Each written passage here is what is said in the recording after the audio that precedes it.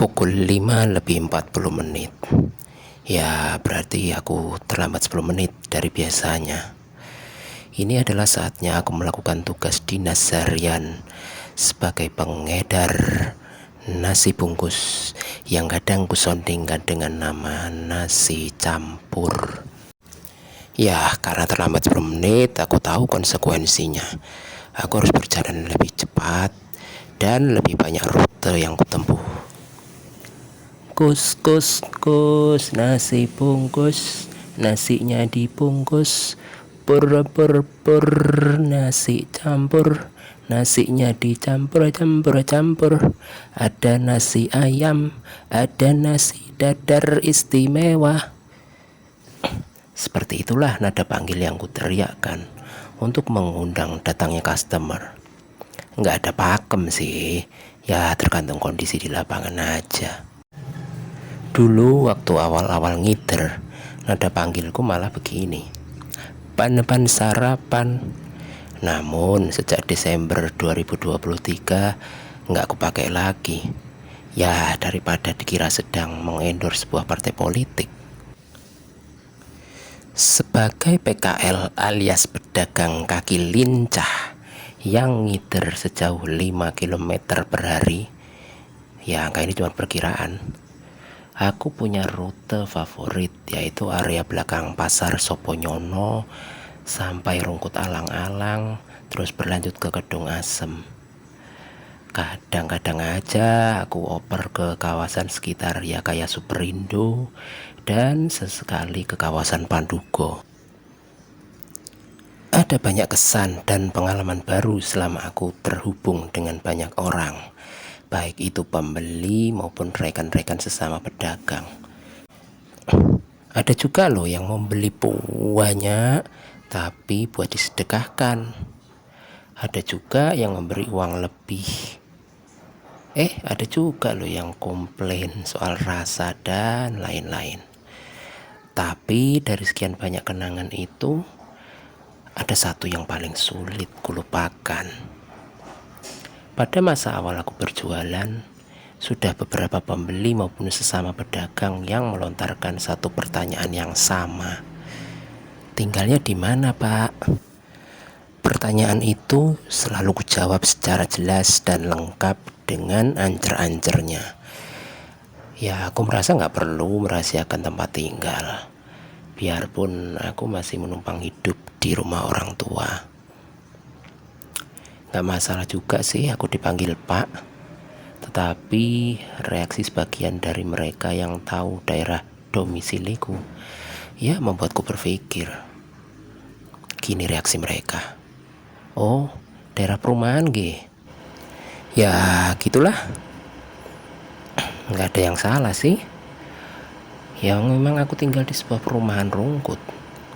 Tapi hal ini mungkin akan dianggap sebagai sebuah fenomena baru yang tidak lazim.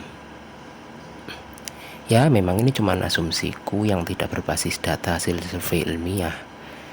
Tapi sepertinya loh ya, itu amat sangat sedikit sekali orang yang tinggal di perumahan beraktivitas sebagai pedagang keliling. Kalaupun ada yang tertarik berjualan, ya biasanya memilih jalur online dengan berpromosi di WhatsApp, Facebook, Instagram, dan juga TikTok. Oh ya, ada juga sih yang berjualan di marketplace semacam itu tuh, Tokopedia, terus Shopee, dan sebangsanya. Aku sendiri sebenarnya pernah melakukan keduanya, baik itu berjualan online maupun offline dengan berkeliling alias ngider. Sebenarnya pebisnis online maupun offline itu punya satu kesamaan, yaitu sama-sama menghadapi ketidakpastian besarnya income. Bedanya kalau online bisa dilakukan sambil rebahan alias jebablah gitu ya, dan bisa menjangkau lebih banyak orang. Selain itu, pedagang keliling terkesan kalah dalam hal prestis karena tidak menggunakan gadget sebagai media promosinya. Tapi apa sih pentingnya adu gengsi? Wong ya sama-sama punya kebutuhan yang ingin dipenuhi melalui profit penjualan, ya kan? Sejak memutuskan untuk menjadi pedagang nasi bungkus, aku sadar betul dengan semua konsekuensinya. Termasuk tidak ngedekno gengsi. Seiring dengan perjalanan waktu, gengsiku sudah setipis tisu. Dalam pemikiranku gak ada pentingnya lah menebalkan gengsi. Uang untuk beli makanan, kebutuhan harian, uang bulanan sekolah anak, semuanya lo gak dibayar pakai gengsi, ya toh?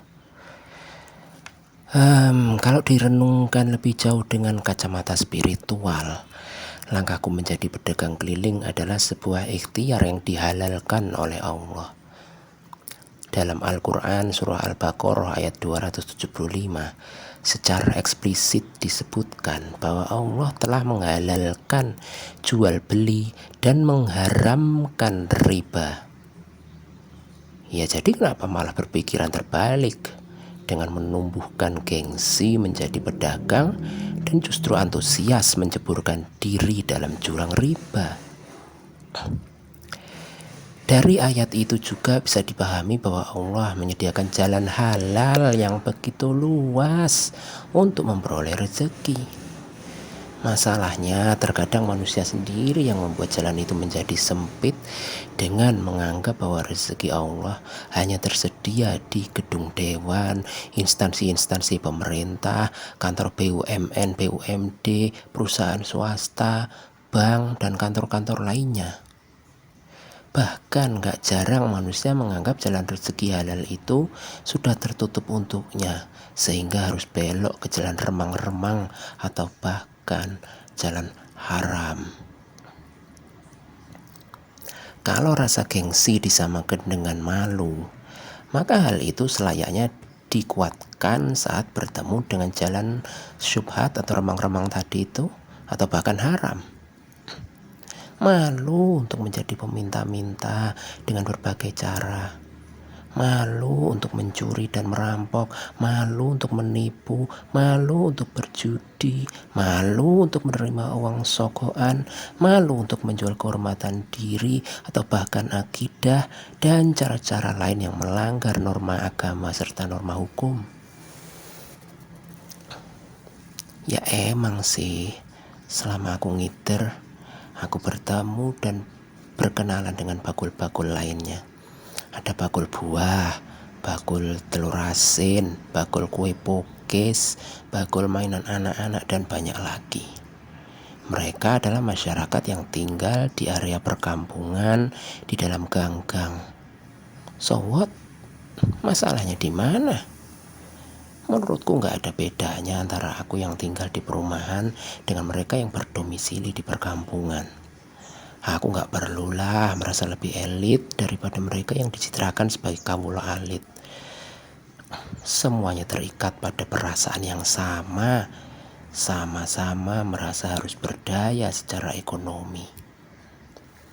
Tanpa keberdayaan ekonomi, mungkin kami akan terus menjadi korban permainan politik berlabel bantuan sosial. Selain itu, dari sedulur-sedulur seperjuangan itulah aku mendapat banyak pelajaran penting, terutama tentang ketabahan dan konsistensi. Tanpa dua hal itu, mungkin kisah perjalananku sebagai pedagang tidak akan lebih dari 1 pekan.